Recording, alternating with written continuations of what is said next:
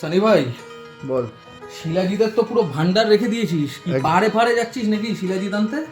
না না, অ্যাকচুয়ালি হ্যাঁ দেখ বিকেএসে এসছিস তুই, তো যদি প্রোটিনের এত ভ্যারাইটি থাকে তাহলে শিলাজিতের ভ্যারাইটি থাকবে না?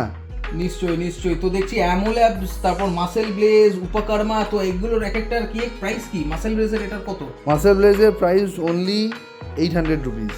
এটার গ্রাম কিছু কি রয়েছে? 20 গ্রাম। 20 গ্রাম। হ্যাঁ, এটা গোল্ড আছে। এটা গোল্ড, মানে এটা ভালোটা। হ্যাঁ।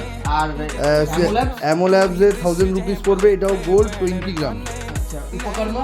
উপকর্মাও 50% ডিসকাউন্ট আছে আমাদের এখানে, যাই প্রোডাক্ট নেবে না কেন উপকর্মা 50% ডিসকাউন্ট আছে। আচ্ছা, এমআরপিটা কি বলা যাবে না? এমআরপি অবশ্যই আছে, ওখানে বডিতে 2100 এমআরপি আছে, 1050 পড়বে। আর এই লাস্ট যেটা কাপিভা? কাপিভা সব থেকে হট ট্রেন্ডিং চলছে, সেইটা আপনার প্রাইস পড়ে যাবে মোটামুটি 20 গ্রামে যদি নেয় তাহলে ওই 800 রুপিস।